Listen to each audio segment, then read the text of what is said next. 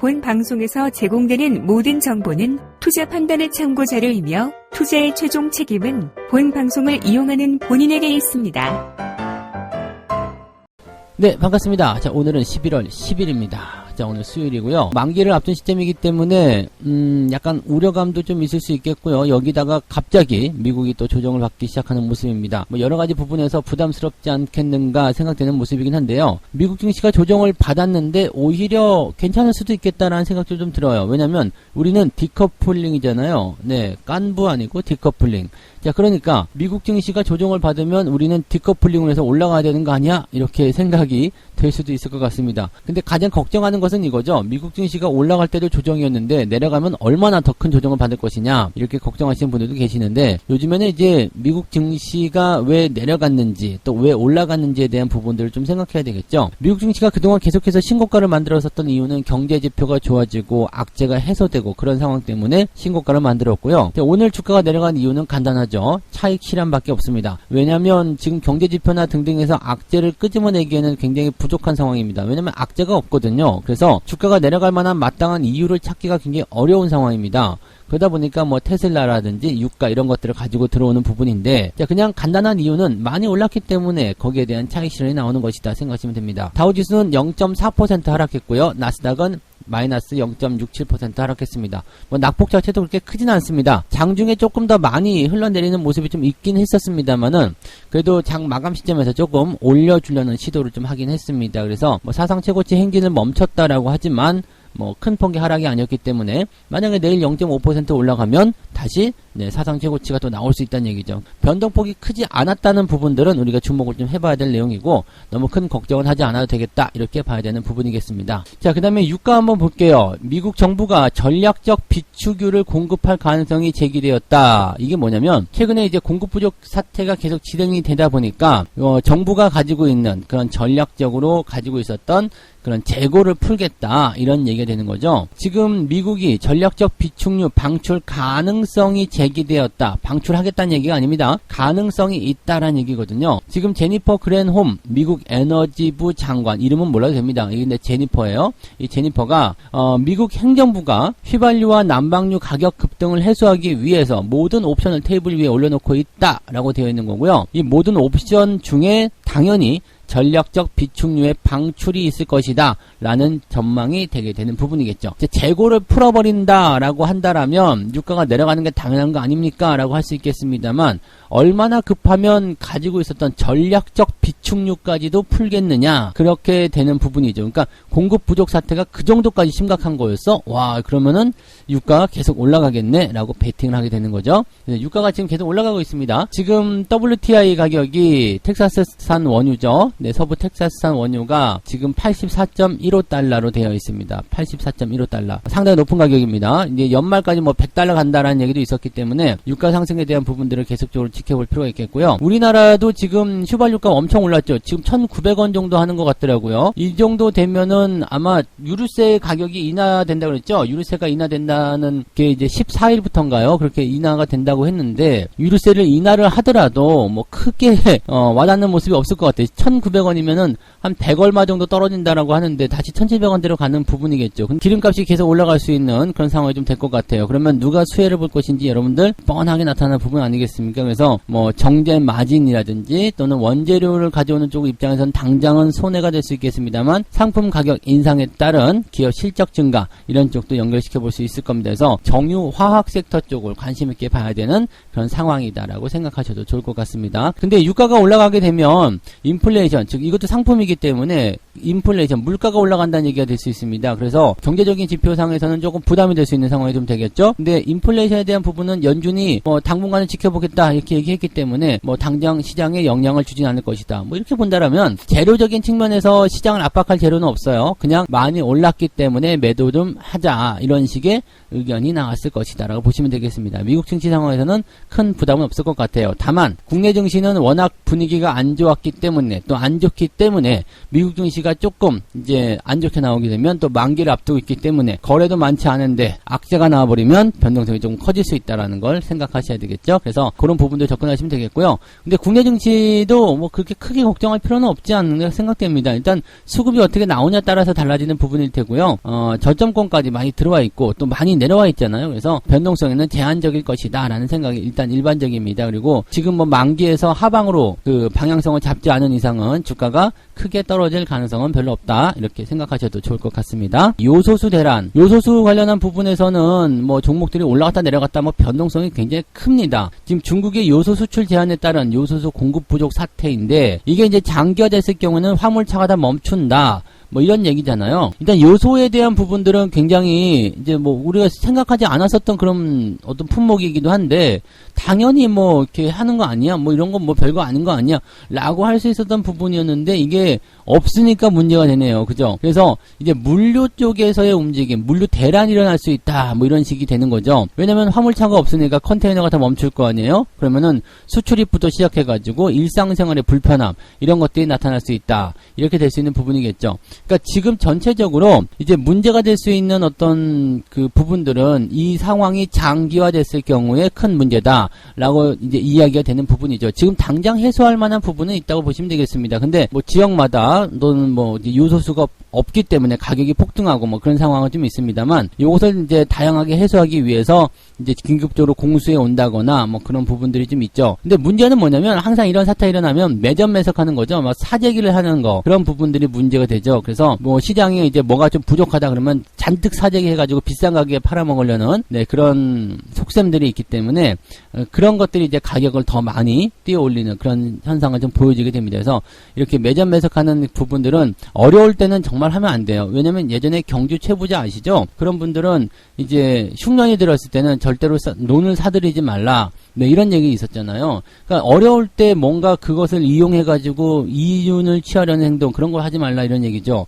근데 이렇게 하는 것은 정말 나쁜 거예요. 그래서 매점 매석 같은 거 하지 마시고 시장에 공급 물량만 잘 돌아가기만 해도 지금 당장은 별 문제 없단 말이죠. 그러니까 이런 상황이 오지 않도록 하셨으면 좋겠습니다. 그리고 매점 매석 잔뜩 해놨는데 만약에 정부의 어떤 정책이 풀린다거나 갑자기 좋아지면은 가격이 폭락하게 되기 때문에 홀랑 망아먹을 수도 있어요. 그러니까 조심들 하시기 바라고요. 지금 현재로서는 뭐 당장은 시장에 영향을 미칠 것 같지는 않다라고 보여지는 부분이 일반적인 내용인데 장기화됐을 경우에는 문제점이 드러날 수 있다라는 거 그거는 뭐 누구나 다 아는 얘기지만 그렇게 이해를 하고 있다고 합니다. 관련 종목들로 좀 살펴보게 되면은요 운송기업하고 물류 쪽 그죠? 그 다음에 이제 화학기업들 이런 쪽 뭐냐면 요소수를 생산하는 기업 이런 쪽으로 이제 구분이 좀 지어질 수가 있는 상황인데 지금 일단 물류 쪽 같은 경우는 이제 대한통운이 주가 최근이 좀 안 좋죠. 최근 5개월의 연속 하락세를 보였다. 이 부분이 좀 부담스러운 내용인데 자, 이번 달로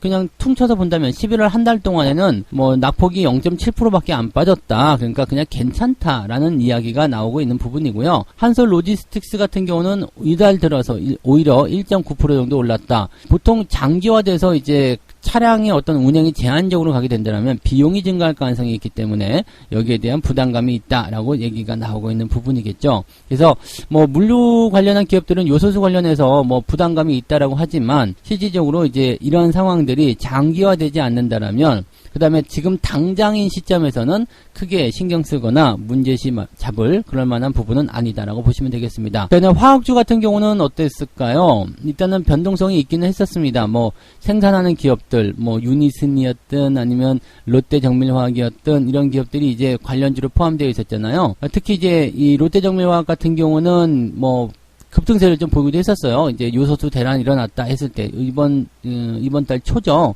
11월 2일과 3일에 급등세를 보였다. 근데 그 이후에 이제 계속적으로 급락세를 보였는데 9% 오르고 오히려 11% 내려갔어요. 계속적으로 더 하락을 하게 되면서 오히려 마이너스가 더 커진 부분이 된 거죠. 이게 생산 기업이긴 한데 요소가 부족한 상황이 만들어지게 되면서 오히려 생산 라인이 전면 중단될 수도 있다. 즉 생산하는 기업이라서 수혜를 입을 줄 알았는데 오히려 재료가 없기 때문에 공장이 중단돼서 손해를 입을 수도 있다. 이렇게 되는 부분이 좀 된 거죠.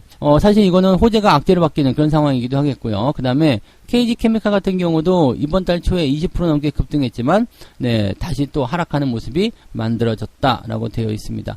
그러니까 지금 현재 시점에서는 이 요소수와 관련된 부분에서 초반에 이제 뭐 굉장히 큰 문제다라고 해서 주가가 뭐 올라가는 모습들을 좀 보이긴 했었습니다만 장기화되지 않을 것이라는 전망, 그다음에 오히려 호재성 재료들이 따지고 보니까 악재로 바뀌는 경우들이 있어서 주가의 변동폭이 굉장히 크다라는 것을 우리가 생각하셔야 되겠습니다. 그렇다면 우리가 뭐 투자 전략은 간단하겠죠. 네, 요소수 관련한 부분들은 원래 그랬던 것처럼 그렇게 생각하시는 게 맞겠고요. 생각했던 것보다 너무 많이 올랐다라면 여러분들이 건드리지 않으셔야 되겠죠. 그래서 그런 부분들도 주의를 좀 하셔야 되겠습니다. 요소수 관련한 부분들은 일단 뭐 산업 전반적인 부분에서 이게 일생상과 굉장히 밀접한 관계가 있는 부분이기 때문에 그냥 넘어가면 굉장히 큰 문제가 됩니다. 그래서 어떤 식으로든 해결이 될 것이다 라고 생각하시는 게 맞는 전략이 될 겁니다. 그래서 지금 너무 튀어 올라가는 그런 상황이 있다라면 조심하시기 바라고요. 또 내려가는 부분들이 있다고 하더라도 이것도 역시 마찬가지 관련한 부분에서 또는 단기적으로 올라갔던 부분에서의 차익 실현이기 때문에 뭐 이런 변동성에 대한 부분들도 너무 민감하게 보실 필요는 없겠죠. 원래 들고 있던 분들은 그냥 그 관점으로 보시는 게 맞을 것 같고요.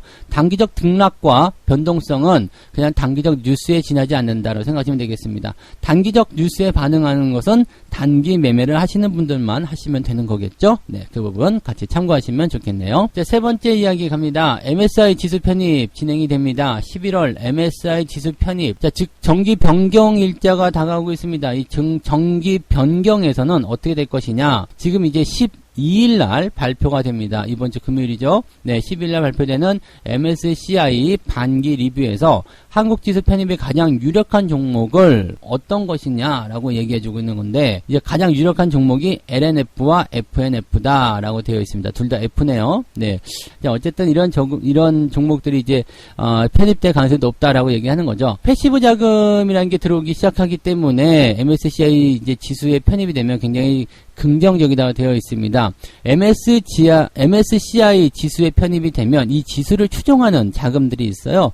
글로벌 펀드의 패시브 자금이다라고 되어 있는데, 이 패시브는 뭐 이제 항상 유지된다 뭐 그런 뜻이라고 봐야 되나요? 근데 어쨌든 패시브 자금은 특정한 어떤 종목군에만 투자하는 것이 아니라 그냥 뭐 시장 지수라든지 시장의 평균 수익률을 추종하는 자금, 이렇게 설명이 되어 있습니다. 그래서 그냥 쉽게 얘기하면요, MSCI라는 어떤 지수에 구성되는 종목이 새롭게 들어갔어요. 그러면 너도 우리 일족이네, 우리 구성원이네 해서, 그럼 나도 널 사줘야지, 나도 너의 비중을 어느 정도 갖고 있어야지 라는 얘기가 되는 거죠. 반대로 이제 편출되는 종목, 쫓겨나는 종목들 같은 경우는 야, 이제 니네 우리 식구 아니니까 니네한테 있던 지분 뺄 거야, 이거 빼가지고 새로 들어온 애한테 줘야지, 이런 식이죠. 그러니까 원래 MSCI 뭐 쪽에 이제 자금이 만약에 1,000억 원이 있었다 그러면 그 안에 있었던 뭐 갑돌이가 뛰어나갔어요. 그래서 그 갑돌이한테 100억 원 뺏어가지고 새로 들어오는 을돌이한테 이제 100억 원을 다시 주는 그런 상황이 되는 거죠. 그래서 그런 부분들이 이제 이루어지기 때문에 이번에 정기 변경에서 새롭게 편입된 종목이 있다라면 네, 그 종목에게는